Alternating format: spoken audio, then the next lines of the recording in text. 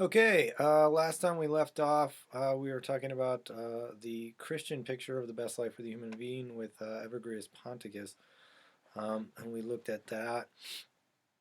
As I said before, this basic picture of unity with God lasts for more than 1,000 years. Will Durant calls it the age of faith. Um, whether you are Muslim or Jewish or Christian and so forth. The basic dominance of a theocentric view lasts for a really long time. But at the end of this age, you have the emergence of what's called Enlightenment thinking or Enlightenment philosophy. And that's where Immanuel Kant comes in, who you're reading. You're reading Perpetual Peace and the work on the cosmopolitan end or intent. Um, man, there's all kinds of contributing factors for why the theocentric view begins to disappear. Um, um, Various things. One would be the religious wars, either between Christians and Muslims, or between Protestants and Catholics, or the dividing of governments in Europe and new economies and more independence, less of a peasant life, more of an urban life. All these different things are contributing factors to the rise of Enlightenment thinking.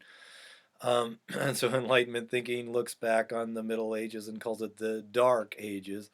Uh, um, there's this shift in view in the Middle Ages. You went to the church, or you went to a rabbi or imam or whatever for your answers. You look to God, the scriptures, spiritual practices. Um, for both ethics, how to live, politics through the church, etc., and moral concepts of what a person should do socially or otherwise. Um, and this begins to shift largely because people get rather tired of the clergy telling them what to do. Religious wars have wearied people, and there's a lot more new doubt about whether, you know, Protestant view is right or the Catholic view is right, or whether the Jewish view is right or Islam or whatever. All this fighting, I think, starts to create a fair amount of doubt. You can read about this in history and so forth, but also the politics becoming more and more separate from the church. People having more independence in terms of their economy. They don't have to stay under the sort of caste system of my father was a blacksmith, so I'm a blacksmith. My father was a peasant farmer, therefore I'm a peasant farmer. And these kind of views, there's this new sense at the dawn of the industrial age that new possibilities are at hand in terms of economy, that it's not the basic farming and metallurgy and these different crafts and so forth, but new crafts are coming about, more prosperity is growing and so forth. And so there's this shift, and it begins with the quote unquote modern era. In philosophy, we usually consider that to start around 1600s, and especially with Rene Descartes. Descartes is this new shift away from the older church thinking, especially about metaphysics, towards a new thinking grounded in epistemology about what we can know and how, especially, that relates to science. Um, and it would be interesting to read Descartes, but we're not reading Descartes here. We're reading Kant. But in Kant, we get all of the inheritance of Descartes and Locke and Hume and all these other thinkers that are Enlightenment modern thinkers as well, but came before Kant. But the pieces that we're reading are kind of the epitome of this Enlightenment rationalism about human beings. Um, and and so I had you read Kant because I think Kant typifies this a lot better than reading Descartes or Hume or something like that. Um, so Kant's view is going to be that the best life for the human being is the rational first, uh, and then moral life. The rational moral life is the best life for the human being. For Kant, if we are rational, we can be moral. If we can be moral from our rational concepts and ability, we can make laws and so forth which are moral or morally oriented. Um, and this will give us not only the best personal life, but it will give us the best collective life. And that's very important because you have this quick shift away from the church giving you answers, the Bible giving you answers, God giving you answers, and so forth, to instead essentially a person's logical ability can allow them to weigh things through certain principles that Kant gives. And through those principles know what's right or wrong without the church, without the scriptures, and so forth. And then from that, we can make a new political life, a life where there's equanimity and harmony and hopefully economic prosperity and so forth. Um, and science is definitely in the background here, moving away from the answer of like, if I have a disease, I pray to God, I go to the church. Instead, I look to the inventions of science, anatomy, physiology. I look to science in terms of industry.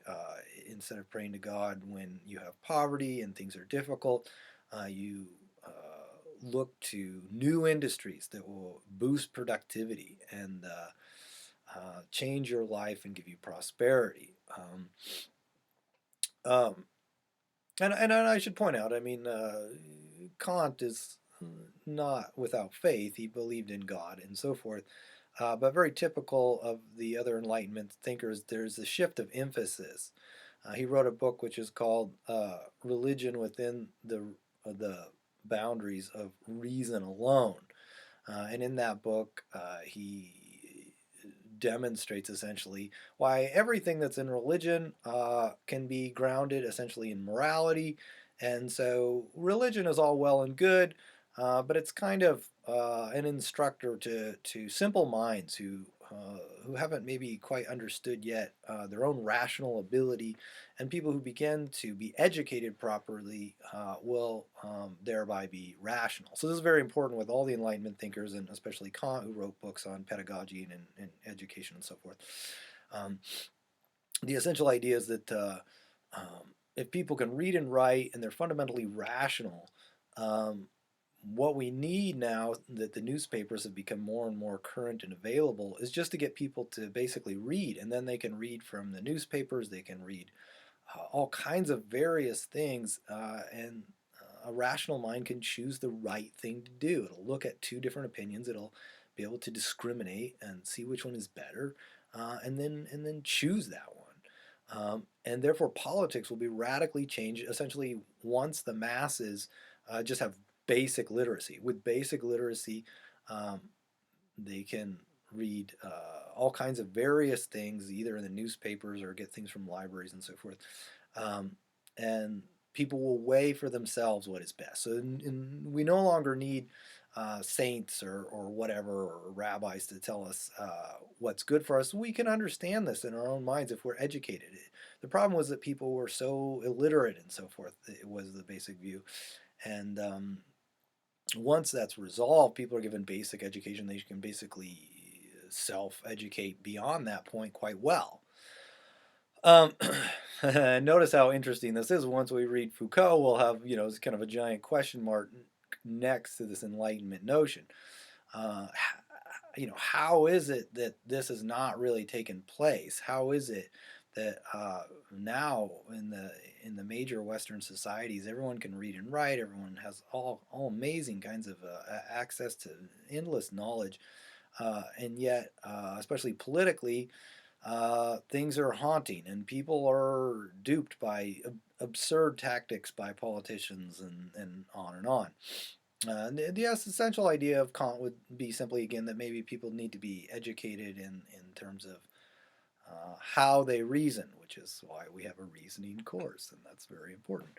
Not so much that there's something fundamentally wrong with human beings, it's just that they're being manipulated and they can't see it. But once they learn, how to use their reason, they can't be duped. So Kant is very optimistic, as you'll see from the readings, about what is possible for human beings. That human beings are not essentially fallen like you see in St. Augustine or whatever. Um, uh, there's no original sin. There's no essential problem with us. It's more ignorance. Hence the word enlightenment. Something enlightenment is kind of a gradual process. The room is dark and somebody opens the door and the light starts coming in, it starts shining through, and it's enlightened bit by bit. So people aren't stupid, and they're not bad or morally derelict on their own. It's just that they need somebody to open the door, and more they'll be able to see the truth of the objects in the room by the more light comes in. Um, so Kant has a basis, and this is important to talk about a little bit philosophically for this optimism, and I could spend weeks on this. And you'll do more of this when you get to 301 ethics anyway. You'll talk about Kant more. But I will say a few things about Kant's epistemology. Um, so for the moderns, epistemology becomes this really basic problem that has to be resolved. There's all kinds of doubts about the medieval metaphysics and questions of reality. You have these kind of humorous comments about how monks would debate about how many angels might be able to fit on the head of a pin, and there was supposed to be a rational reason for why there was a distinct answer to that question, and so forth. But the point was is that in the medieval era, especially in the late Scholastic era, there's all these debates about I don't know, moot religious questions, and I think people get a little weary of it, and so when the offering of empirical science is reestablished more and more, people are looking to science as a way of saying, look, everyone can know and then practically do, and that's important, from certain basic logical concepts. And we need to start asking what everyone can agree on, those kind of questions, and not the ones that just are endless and go on for hundreds of years, and people fight over them and call each other heretics or whatever, and nothing really gets resolved. And I think there was generally a feeling that religious questions, metaphysical questions, often had this sort of never-ending cycle of never being answered. Um, Science offers something that's concrete, something that especially can help you materially and socially and so forth, and it's more immediate. It's more gratifying, especially to have answers to those kinds of questions, I think, than to how many angels might be able to fit on the head of a pin or something like that. So there's this shift. So Kant writes this enormous book, which is called The Critique of Pure Reason. And in this book, which is a book of epistemology, he argues for what human beings can know with assurance and what they essentially have to be agnostic about, what they won't be able to know. So let me start with a kind of basic grounding to epistemology. Epistemology asks the question, what can human beings know? Um, is there a kind of ceiling to what we can know? And if so, it'd be nice to know what that ceiling is so that we don't keep trying to exceed what we'll never be able to demonstrate, right? Find what's demonstrable and what is communicable so that if I learn something, I can demonstrate it, and then the audience of 500 people or 100 100 people, 10 people who sit in front of me will be able to say, yeah, I can assent to that. That makes reasonable or rational sense. Whereas other arguments, everyone will just leave shaking their heads or debating or whatever. So what can we know? Um, Now it's important to realize that human beings have a specific kind of framework. If you ask yourself, um, how do I perceive the world, and then you compare it to some other mammal, like say a bat is a mammal, but it perceives the world through echolocation. Or you might consider, say, a reptile like a snake, and you see that the snake perceives the world through infrared. Now, when you ask the bigger epistemological question, essentially which perception picture is overall right, you get a giant question mark, which is why would the snake's view of the world be right and the bat's wrong? Or why is mine right and echolocation is wrong?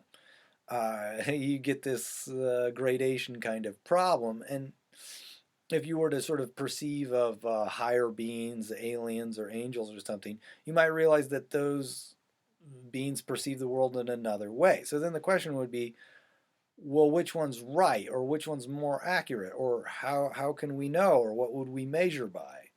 Um, and this, of course, becomes rather problematic. So what Kant wants to do is he wants to make concrete uh, just some very basic things that he thinks are communicable through all human beings, unless they have mental illness or brain damage or something like that.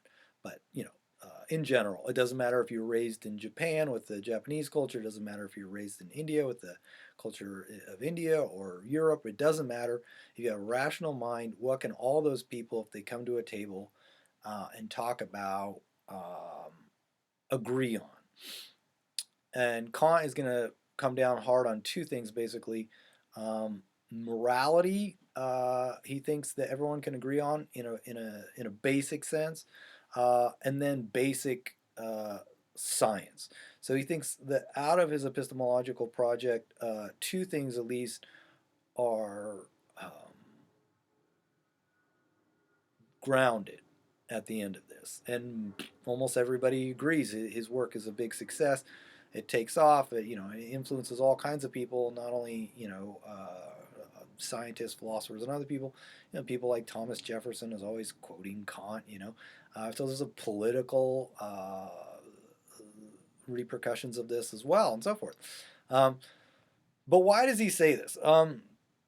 Well, he says that the human mind is made up of basic categories. He calls them categories, and there's these 12 categories. And you have things that are like plurality, quality, unity, plurality, duration, and these basic kinds of things. And so if the mind is constituted of certain basic nuts and bolts, if you want to call it that, from which we then build things like, grammar and syntax and language and these other things, then it doesn't really matter so much what the language is. Say you learn Japanese or you learned Italian or whatever. For Kant, the basic nuts and bolts are the same. And so if you get down to those, it's not about culture, it's not about language and all these difficult questions of how you were raised and communicated and so forth and the associations within that, but that there's axiomatic or essentially logical aspects which remain constant. So first, morality. And you'll read more about this in ethics. There's no way I could possibly do this justice in just a few minutes, but let me take like a basic logical syllogism. Like, so you took logic and you remember a syllogism, right? It has two premises and one conclusion. So let's just say that above the line where the conclusion goes, I write two premises. I write, I would wish that all human beings never commit murder. Then in the second premise, I write, I am a human being, right? So you have the universal premise, that is, I would wish all human beings never to commit murder. And then the second premise says that I belong to the human being category, that is, I am a human being. But then, if I wrote in the conclusion, I may murder anyone whenever I feel like it, can you see how that's a problem? Can you see how your mind says, wait, the two premises in the conclusion cannot agree with each other? This is very basic for Kant. Like, there's just, your mind realizes that the conclusion can't be that one, and you should already know what the conclusion is, right? I should never commit murder in some variation. That follows, right, naturally, or from the two premises. And again, this is I'm way oversimplifying it. You'll study it in ethics and so forth. So, but the, the the important notion here is that if the mind can do basic logic, it can formulate certain principles, and one of the principles that's most important is called the categorical imperative. So it's an ought claim. Um, it's also called the principle of universalization. That is, you universalize some notion. And there's a logical problem if you try to universalize a principle and then exclude yourself. So let's say that I said I would wish, right, that no human beings commit murder, but then exclude myself. Well, I universalize that all human beings should. So if I exclude my case from a universal premise in the conclusion, clearly I have a contradiction. Um, and that contradiction, Kant thinks, should lead to a moment in the mind where the moment realizes that something's wrong and essentially understands what it should be. And so, um, basic human rights, especially, come out of these basic principles of universalization or categorical imperatives. Kant's ethics doesn't tell you whether to buy a Ford or a Chevy, but what it does help you do is substantiate very important human rights kinds of claims, like that you should never murder someone, you should never steal, you should never rape, you should never use a person as a means, he says, that is something you want against them. He says you should always use persons as ends in themselves. So essentially, you can understand that you would not want anyone to manipulate you, physically harm you, take your life, etc. And he thinks that those kind of things, everyone, it doesn't matter where you're born, what kind of culture or whatever, you should be able to understand. And it doesn't mean that your culture might not kind of manipulate you and so forth, but he thinks that if a person, considers it, if they take the time to sit down and really consider it, they'll know that certain things are wrong. So from Kant's kind of point of view, I mean, even if you were a child raised in Germany and went into the Hitler Youth or whatever, his notion would be at some point you always have the capacity to realize that certain actions that you're performing are immoral, that they're wrong, and that's basically because logic itself is what gives you that moment where you think something's wrong here, something's not right, this can't be right. And then that can lead to other repercussions. But again, it doesn't tell you, how to do all kinds of things. It only works to substantiate the most basic, important, to borrow from Jefferson, unalienable rights. But Kant thinks that beginning with that essential moral aspect, you can then build from there for more complex questions of the law, and so forth. Now we're going to read Foucault next, so I mean, there's going to be some questions about this, but in the main, I mean, I think that Kant has a very important point here. That generally speaking, certain kind of laws are fairly obvious to be good, and certain are fairly ununiversal. That is, they favor one group and then harm another. And I think Kant feels like it's pretty obvious that a person can see this. Now, if you're raised in the privileged group, of course, you don't want to admit it because you're getting all the benefits from the law working in your favor and harming others.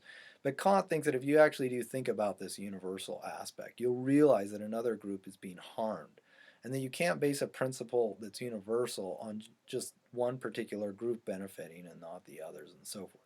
Anyway, this is very complicated. There's a lot going on with it, and our piece is not particularly one of Kant's writings on ethics. So what this is about human nature, and I'm just letting you know what this basic epistemological and ethical grounding is, so that we can talk about his overall picture of human nature that we see in his view about this cosmopolitan end, that history has this universal end that is cosmopolitan, which means citizen of the world, to belong to overall citizenry of everyone, and see the inalienable rights of everyone all over the world. And then this leads to what you read in Perpetual Peace, about a world that will no longer have war and so forth. He thinks that if we work in this direction, we use our rational minds to consider morality and to build up science and industry, our main problems will disappear.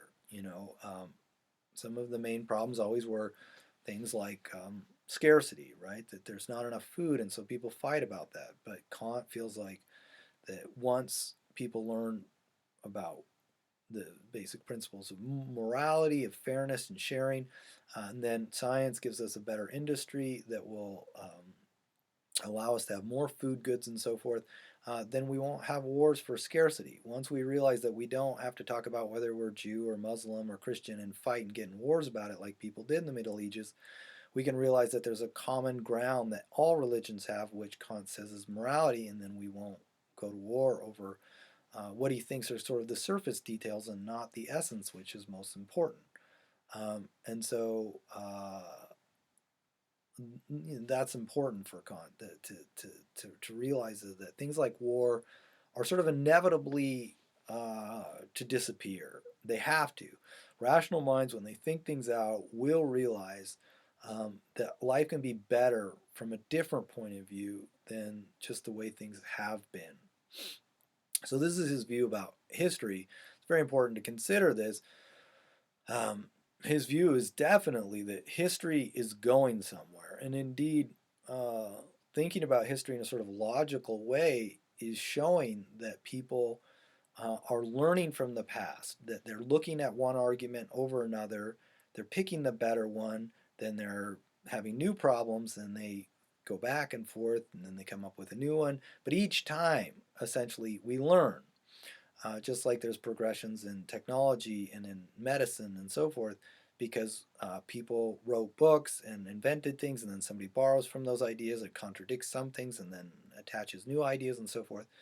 Um, so too, we're doing this in the overall sense, in this sort of cosmopolitan sense that the whole world is sort of sifting through ideas, and bit by bit we're coming towards the better ideas. So notice this kind of shift. Up until this point, most all the answers that we've been getting to the question are personalized answers. The Greeks, the Romans, the medievals, they're looking at individual ways to live the best life for the human being. But once you get to enlightenment, um, there's definitely this growing view towards the cosmopolitan. That is, to think about myself not only in relation to myself, but in terms of my culture, my upbringing, my nation, my history, all these different things, and to understand that I'm part of that.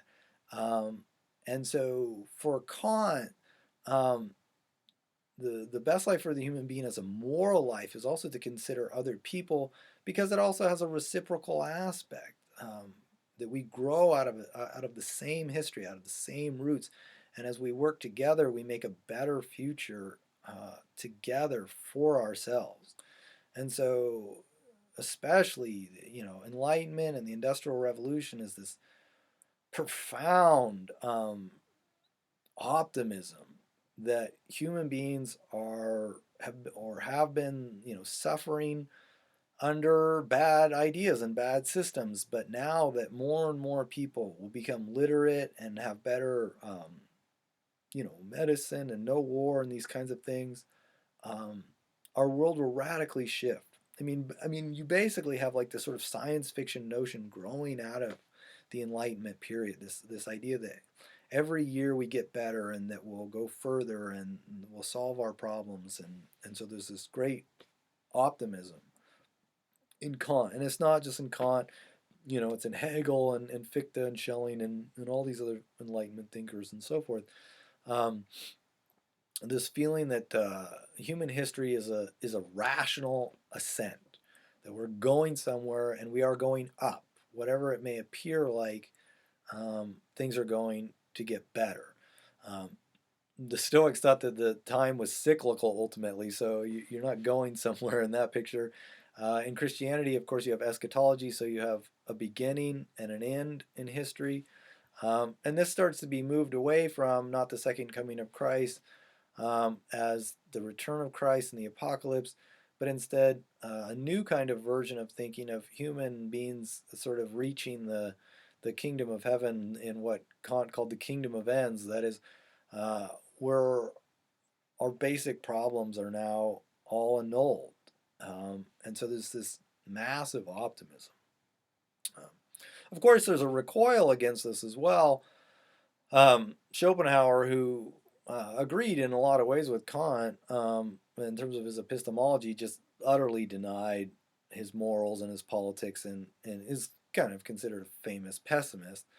But Nietzsche, also, who's not a pessimist and considered himself a radical optimist, uh, also critiques Kant very heavily. And if we read Nietzsche, it would be interesting because Foucault, in more than one place, called himself a Nietzschean thinker and so forth. And you'd see the influence if you'd read Nietzsche. But anyway, there's this critique also that's taking place, but really it's not popularized for quite a long time. The main view that lasts, in some ways you could almost think about that until the 1950s or something. I don't know, but is this view that history is redeeming us, that we're getting better, we're solving our problems, and there's real truths to this. It's not just that technology has gotten better and that medicine's gotten better and so forth, but certain moral issues have gotten better in many ways, like especially when you think about the inequality of women, for example. When you go back and look at the old world, I mean, it's just awful. It's just horrible. But now, even in a global sense, that moral question or problem really has radically shifted, and it didn't for just thousands of years. And so I think there's a lot of things to recognize in this optimism. But anyway, what's interesting is that before we're looking at the best life for the human being rather individually, and Kant, especially in these pieces that we're looking at, is looking at human beings collectively. Like, where are we going overall? Not where am I going as a singular person, but what is the trajectory of humankind as human nature? And specifically, Kant thinks that human nature is not something that's damaged. It's not something that's fallen. It's not fundamentally irrational or any of those things. Instead, it's fundamentally rational, and out of that, it may be moral. It's fundamentally free, and because of that, and we can universalize from that notion of value of freedom, we want to allow and give freedom to others and not just ourselves, and so forth. And so there's this idea that freedom will become more and more available and more expansive, not just in the sense of abolishing slavery and things like that, or giving equality to women or whatever, but in the broader sense of like intellectual sense of thinking more, reading more, and so forth. Of course, there's kind of an irony again, like we have all these books that we could read, but we're not sitting around reading Confucius or whatever in our free time. We're binge watching Netflix and whatever.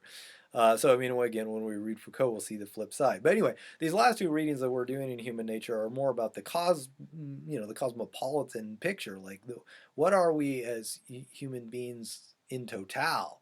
And that definitely shifts in the Enlightenment era. It's not about, when you think about the Christian era of salvation as an individual and some of these things that come out of Luther and various thoughts and that are about us in terms of the cosmos, but as an individual, redemptively, or when we think about the Stoics, how as an individual can I maximize my own states of consciousness, my own mind?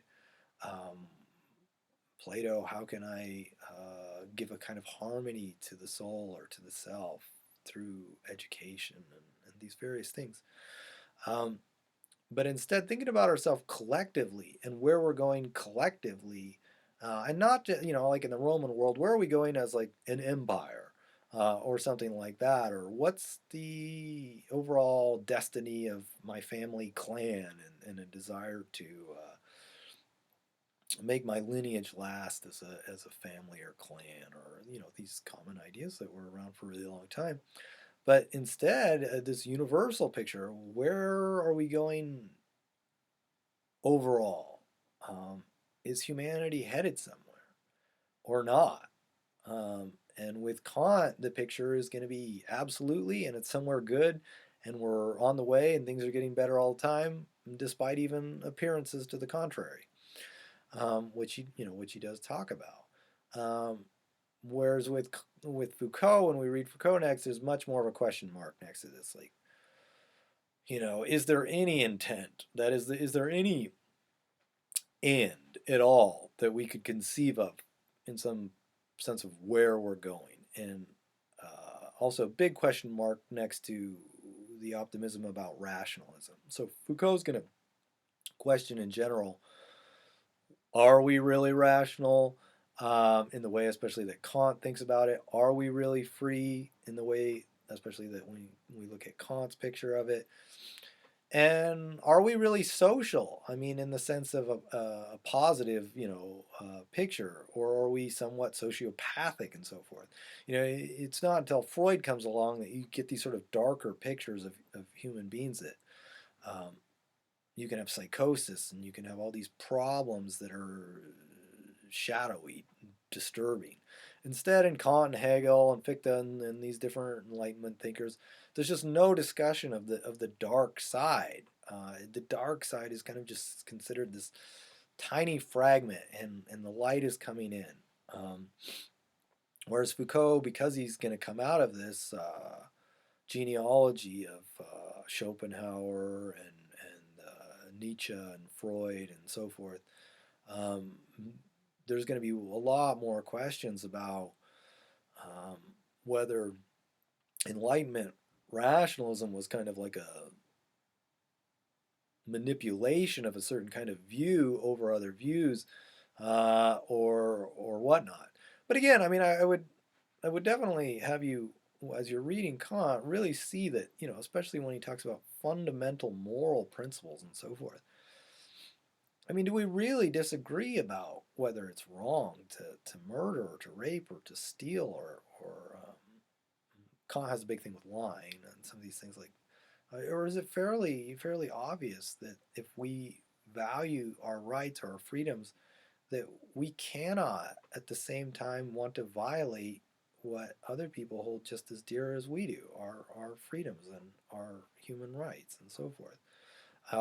But anyway, Foucault's going to at least very much think about the complexity of these, or whether they were too simplified by Enlightenment thinkers or modern thinkers, and whether there's more problems. He likes to talk about problemizations of different ways of, especially of instrumenting these ideas politically, not just that you read a certain book or whatever, but when we start making laws, or we start deciding about economic pictures and frameworks and so forth, whether or not at all, especially economic inequalities, uh, really have been looked at. And so Foucault is concerned about that. And Foucault's not a pessimist. I wouldn't say that. I mean, Schopenhauer, pessimist, yeah. But Foucault's not, but he's definitely questioning the modern's picture of human nature, of this rational picture, and whether it is, sorry, the way Kant sees it. And with him, other people from, you know, Thomas Jefferson to Hegel and Bertrand Russell and on and on. So anyway, I think it's a great place to explore different questions about where we're going on, as human beings overall, and we kind of looked at the microcosm of the techne to the individual self. In these last two thinkers, and this really does get amplified after the modern era, thinking about a techne in a political sense, since we are always part of some politics for Kant and for Hegel and Foucault and Nietzsche and so forth. There's always this sort of background of the political, and you have to be aware of that if you're going to really understand who you are, I guess. The self is not self-encompassed in the sort of solipsistic way, but as always in relation to where one's born, where one receives art and culture and literature, ideas, and all these different things. Anyway, I hope you're all doing well, and I hope you're enjoying the readings. And I'll set up that Foucault lecture next week. Okay. Hope you're all well and taking care.